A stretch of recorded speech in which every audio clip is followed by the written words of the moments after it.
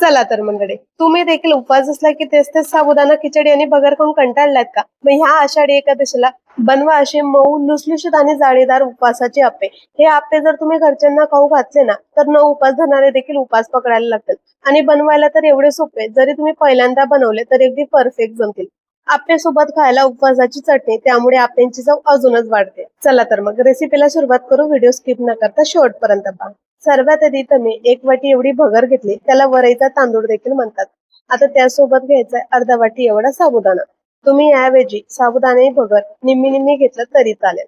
आता गॅसवरती एक पॅन ठेवून त्यामध्ये मिक्स केलेले साबुदाणा आणि भगर घालायची आणि 3 ते 4 मिनिटांसाठी छान मीडियम फ्लेम वरती आता याला भाजत राहायचं.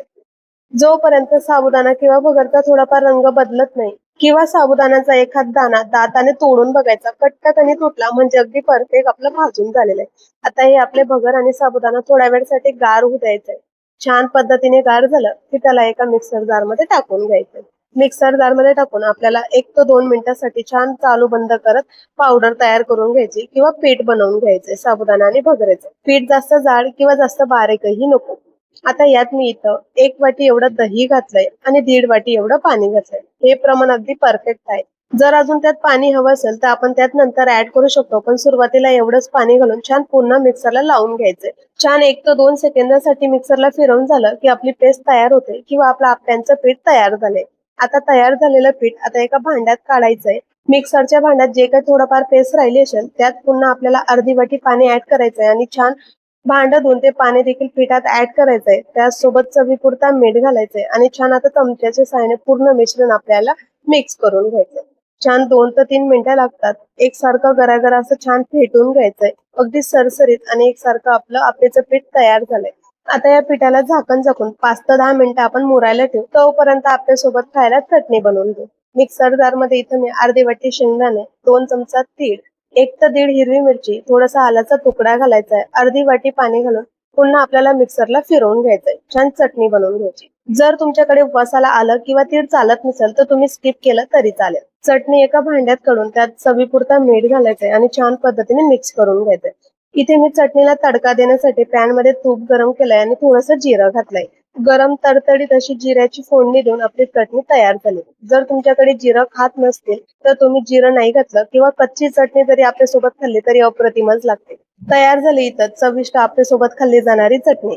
आता इथं 5 ते 10 मिनिटं झालेत. पीठ देखील छान मुरून गेलेलं आहे. आता इथं मी 1 चुटकी इतकं फक्त खाण्याचा सोडा घातलाय. तुम्ही नाही घातला, स्किप केला तरी देखील चालेल. सोडा ऍक्टिव्ह होण्यासाठी थोडंसं पाणी घातलंय आणि पुन्हा आता मिश्रणाला मिक्स करून घेतलंय. त्यात आता मी बारीक कट केलेली हिरवी मिरची घालते. 1 पटी एवढं बारीक शेंगदाण्याचं कूट घालते. 1 ते 2 सेकंदासाठी छान आता मिश्रणाला मिक्स करून घेते.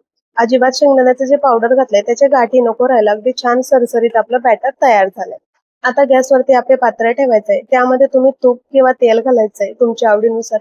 इथे मी तुपाचा वापर करते. सर्व खात्यांमध्ये तूप टाकून झालं की थोडंसं मी असं पसरवून घेते म्हणजे आपले चिटकायला नको. पॅन छान गरम झाला की चमचा भरून एक एक करत सर्व खात्यांमध्ये बॅटर टाकून घ्यायचंय. झाकण झाकून आपल्याला 1 ते 2 मिनिटांसाठी एका बाजूने आप्पे छान शिजवून घ्यायचे. 1 ते 2 मिनिटांनंतर आप्पे छान शिजून गेले असतील आणि एका बाजूने छान खरपूस देखील झाले असतील.